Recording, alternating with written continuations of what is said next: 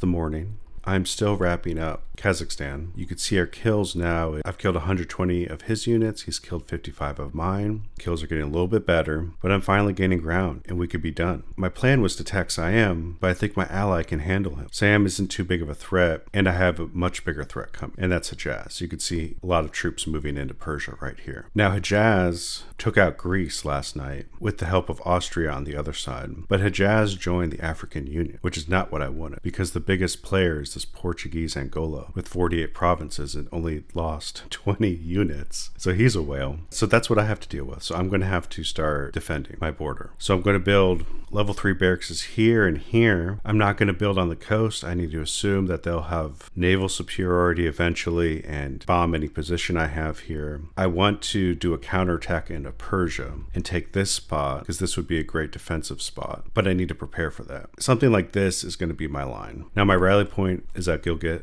and I have 100% morale so people can start healing here. And everyone is moving. Like Hank is going to move in 10 hours, Orhan 7 hours. This is going to take a while. I hope Hejaz doesn't take Persia quickly. Also use the morale boost to not have a revolt here because these were just taken. But Hejaz is huge. Hejaz owns Egypt. Hejaz has 36 provinces. Me, on the other hand, I have 34, so we're not bad. If I look at the newspaper, we could see at day 8, which today's day 9, so it's a little bit inaccurate. I did lose a bunch of units, but you could see us right here. I'm number 7, and he's right above me at 6. So his army's a little bit bigger than mine, and it might be a lot bigger because I just fought Kazakhstan. So it's not great, but I think we can make this work, and him having to invade Persia gives me an advantage. Now my first artillery is coming out in 20 hours. I'm building more artillery and more artillery.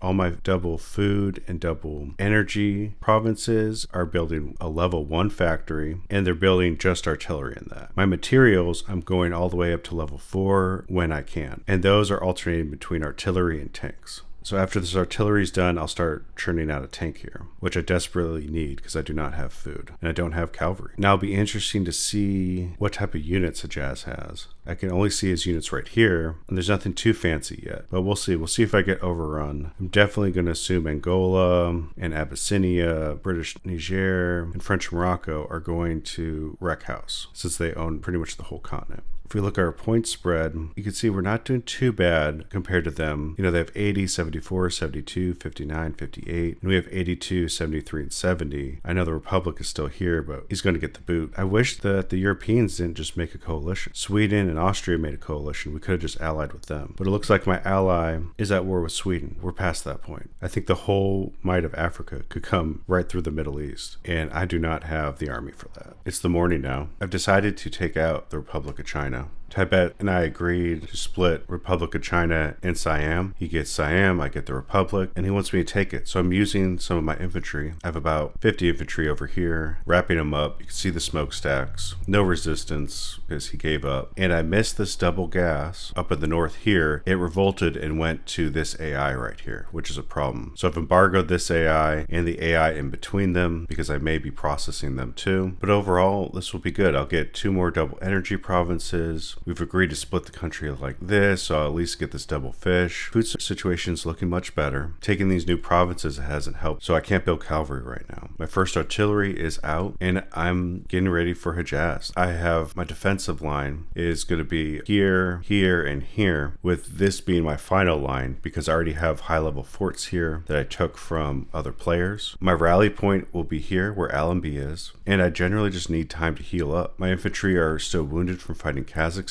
and I was noticing that Hejaz might be building a fort here. This level fort's at 46 points. This level fort is either being built. Now he took this province, and these are the wounded forts from those provinces, or he's building up his forts right here, which honestly I don't care. It just gives me more time. Oh wait, Austria is invading? Dang, bold Austria. That's good. I need to see that. Wow, Austria. So Austria is invading Hejaz. That's interesting. I need to think on that because I need to process this area and this area. I don't have to do it right away, but I need need to get that stuff done, but then I need to push into Hejaz. So depending on how far Austria pushes, I may help push back, but I don't want a border either. So it depends. If Austria and Hejaz start getting a stalemate, pretend Austria gets stuck here, so being built on each side. Yeah, I'll easily go in. But if Austria steamrolls Hejaz, that's my enemy killing my enemy. I shouldn't be involved in that. I hope that's what happens. I hope Austria takes out Hejaz, takes all this, and by the time he takes all of this, the massive Portuguese Angola comes in and starts wrecking house. And then I can come in and hit Angola. I think I should give a quick recap of all the continents again. We know Asia. Asia's going well for us. The Pacific Islands with Australia. There's a coalition here that's only 2 people. There's a coalition here that's only 1 person. Japan's doing his own thing. Not a big threat. Not impressed. Not worried about them. Europe, they're the coalition of Spain, Austria, and Sweden. Sweden is fighting Russia, and we already talked about Austria. Now my ally just won't stop attacking in waves.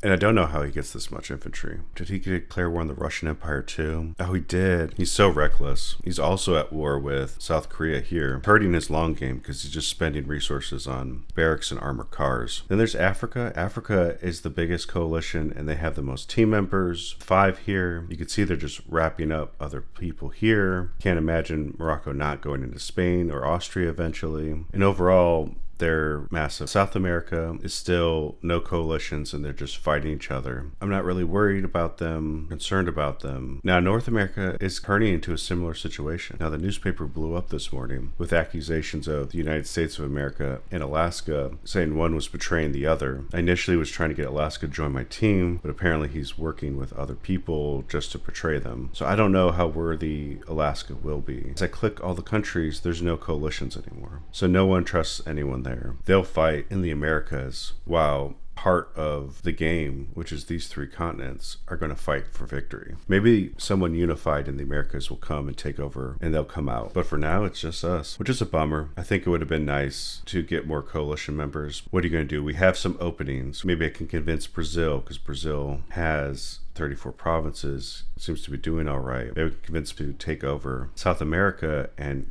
invade Africa from behind. That would be great because at this point we need anyone we can get that's decent, and Brazil's doing decently because he has 34 provinces. I have 39 provinces. The whale of Portuguese Angola has 52 provinces now. Honestly, I think if we get one more team member in North America, whoever the victor is here in our team, we have 3 people in Asia. We'll get a 4th one here and a 5th one here, and then we all take out Africa. Well, I'm looking at the newspaper here with Austria and Hejaz. It looks like Hejaz beat Austria by a little bit. I was worried that this was going to be 6 figures. And the battle happened here at Mersin. You can see Hejaz is now trying to take ground. The newspaper is also saying that French Morocco and British Nigeria here are going into Spain, taking this province here, so they have a foothold. So things are looking pretty south. I am rallying the troops. And my thinking is get Sweden and Austria to join me so we can have 5 people and we'll have some hope of winning because the Americas are just acting really weird. Now I know Spain's still alive, but at this rate, I don't think it's going to happen for very long. Conducted a truce between Russia and Sweden. Sweden's going down to help Austria, and Russia is going to go through the Caucasus and help me eventually. Now last night I was taking out Persia. I moved Allenby here, over here, and he's going this way. When he gets close to this province here,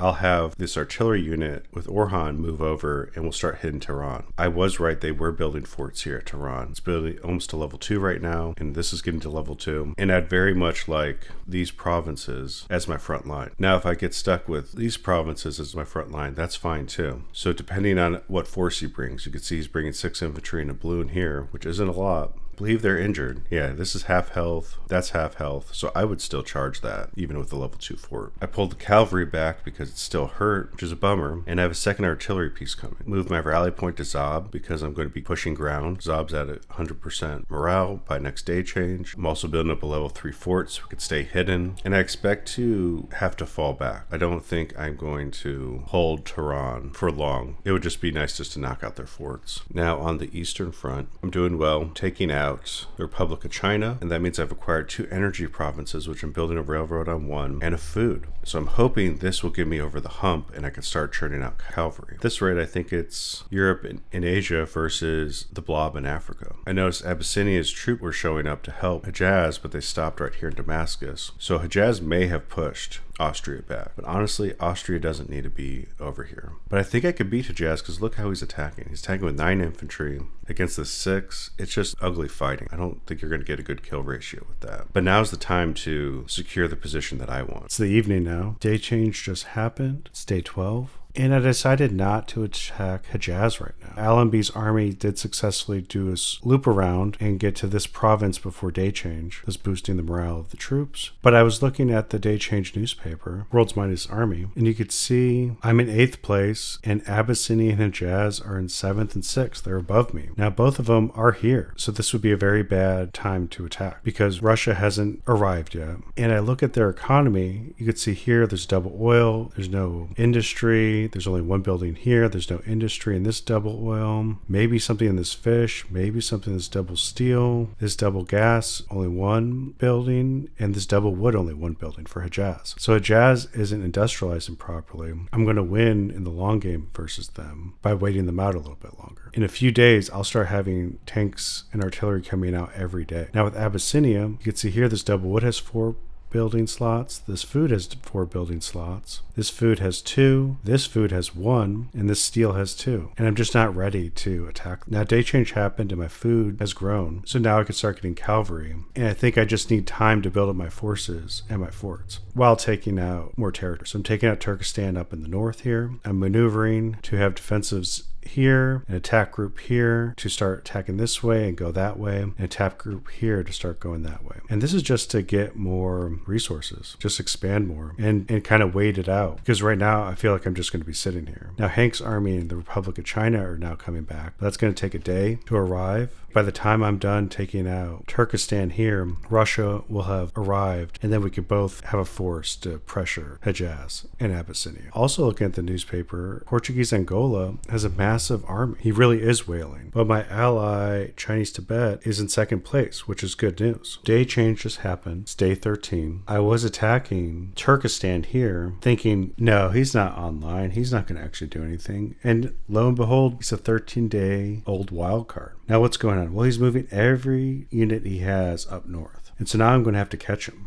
which is not what I wanted. Now, the north isn't well industrialized. I do have railroads being built. In these provinces that are almost complete, I need to cancel any buildings that I'm planning on building here for right now until I can retake these provinces. And I need to guard my highly industrialized provinces, like this double steel here and this double wood. And I'm going off and chasing them. I'm moving to defend, and it is what it is. What are you going to do? Now, I hope Hejaz doesn't take advantage of this, but I'm trying to move troops over to keep my border strong. But it's a bummer. Day changes happen. It's day 14, and I'm wrapping up Turkestan all right. Now, if we look at these kills, you can see he lost 120 units, and I lost 47. Given the circumstances, that's fine. Now, there's more units to kill, but overall, what's my damage? Well, they knocked out my railroads here, and Orhan and 4 armored cars were at this location and also gone. So that's a bummer. So I'm trying to replace those 4 armored cars, and I'm trying to just rebuild as best I can. Now, Allenby is still mopping up Turkestan, so I don't know how long it will take for Allenby to show up to Zob. For example, this says a day. And that's important because I'm now relocating my forces to Zob. I have a small force to guard my front line, but my plan is to punch out at Zob to hit Hejaz. Now, the goal to get Austria and Sweden on my team is slowly working. Austria is about to give up. But what I can see is Hejaz is over here already into Europe, with Sweden's forces trying to block him. And there's not a lot going on here. His troops are very hurt, and you can see Abyssinia coming, so that'll be interesting. Tomorrow morning I'll be able to see what Abyssinia has. But I think now is a good time to strike at Hejaz. Now, what's my plan?